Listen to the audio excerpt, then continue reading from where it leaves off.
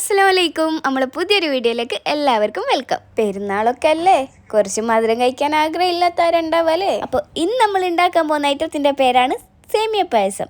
അതും വെറും സേമിയ പായസം അല്ല, കാരമൽ സേമിയ പായസം. അപ്പോൾ അതെങ്ങനെ ഉണ്ടാക്കുകയെന്ന് വെച്ചാൽ, ഞാനിവിടെ 1/2 കപ്പ് പഞ്ചസാര എടുത്തിട്ട് കാരമൽ ചെയ്യുന്നുണ്ട്. അപ്പോൾ നിങ്ങൾ എത്ര പാലെടുക്കുന്നോ അതിനനുസരിച്ചിട്ട് നിങ്ങൾക്ക് പഞ്ചസാരേൻ്റെ ക്വാണ്ടിറ്റി കൂട്ടാം.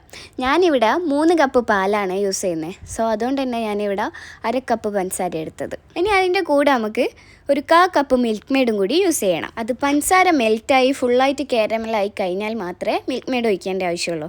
അത് ഒഴിച്ച് കഴിഞ്ഞാൽ ഫ്ലെയിം ഒന്ന് ഓഫ് ചെയ്തോ, എന്നിട്ട് അതൊന്ന് മിക്സ് ചെയ്ത് കൊടുത്താൽ മതി. അല്ലാണ്ട് അടി പിടിച്ചാൽ പിന്നെ നമ്മൾ പായസം മൊത്തം കയ്പ്പാവും. ഇനി അതൊന്ന് മിക്സായി വന്നാൽ ഫ്ലെയിം ഓൺ ചെയ്ത് വെച്ചോ. എന്നിട്ട് നമുക്ക് അതിലേക്ക് 1 ടേബിൾ സ്പൂണോളം നല്ല നെയ്യ് ചേർത്ത് കൊടുക്കണം. അപ്പോൾ അതും കൂടി ആഡ് ചെയ്ത് കഴിഞ്ഞാൽ നല്ലോണം ഒന്ന് മിക്സ് ചെയ്ത് കൊടുക്കണം.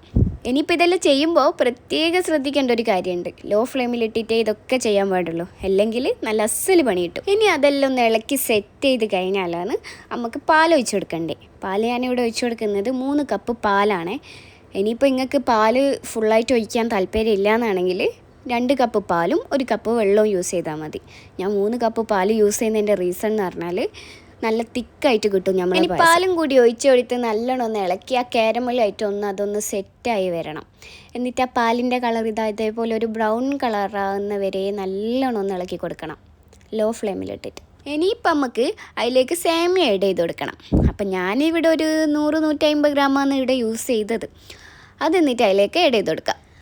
അപ്പോൾ അതും കൂടി ഇട്ട് കഴിഞ്ഞാൽ അത് നല്ലോണം ഇളക്കി കൊടുക്കുക. പായസം ഉണ്ടാക്കുന്ന നേരം മെയിനായിട്ട് അതിങ്ങനെ ഇളക്കി കൊടുക്കുക എന്നതാണ് അതിൻ്റെ ഒരു രീതി. കൈയെടുക്കാണ്ട് ഇളക്കണം. അപ്പോൾ അതും കൂടി കഴിഞ്ഞാൽ നമുക്ക് അതിലേക്ക് 3 ഏലക്കായ് ആഡ് ചെയ്ത് കൊടുക്കണം. ഇനി അതും കൂടി കഴിഞ്ഞാൽ ഒരു ലോ ഫ്ലെയിമിലിട്ടിട്ട് ഒരു 10-20 മിനിറ്റോളം നമ്മളിത് കൈയെടുക്കാണ്ട് ഇളക്കി കൊടുക്കുക.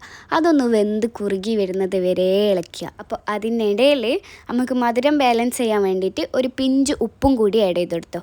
എന്നിട്ട് ഒന്നും കൂടി ഇതേപോലെ ഇളക്കിയിട്ട് ഒരു 10-20 മിനിറ്റ് മതിയാവും.